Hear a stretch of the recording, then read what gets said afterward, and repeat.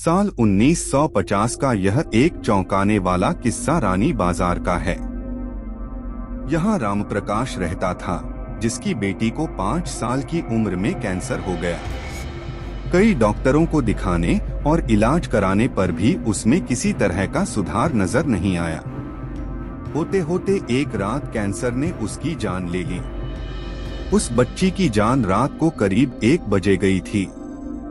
उसी रात को पास के ही एक गांव की महिला मोहिनी को एक ट्रक ने टक्कर मार दी थी।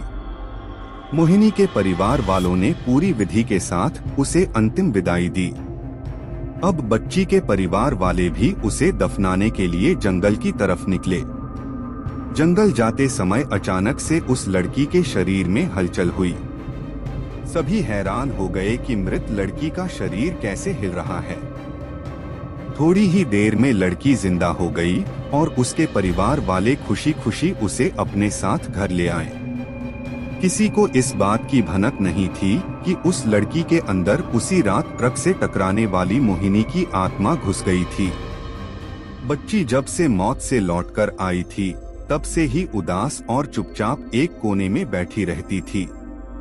एक दिन उसकी माँ ने उसे खुद अपने हाथों से खाना खिलाया और मामा के घर लेकर जाने की बात कही।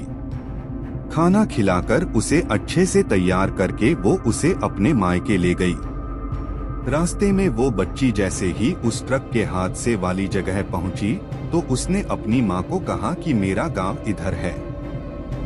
माँ ने उसकी बातों पर बिल्कुल गौर नहीं किया और उस बात को हंसी में टाल दिया।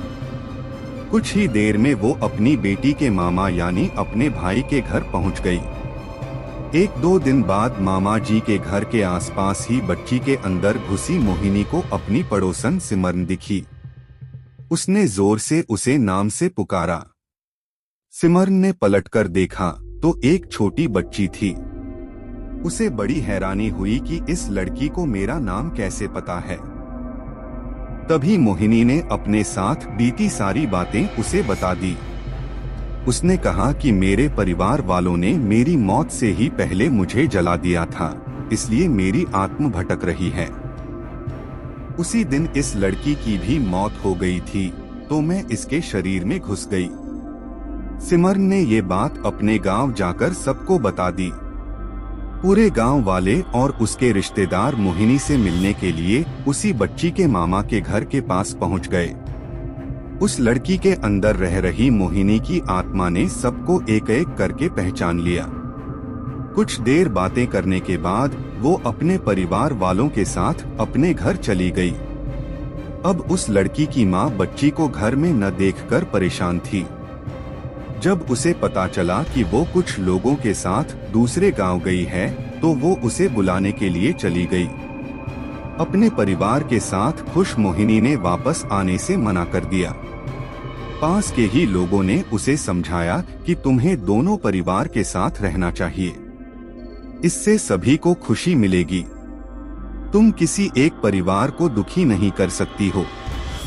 इस बात को सुनने के बाद लड़की के शरीर में रह रही मोहिनी अपनी माँ के साथ वापस आने के लिए राजी हो गई। अब वो दोनों परिवारों के साथ खुशी खुशी रहने लगी।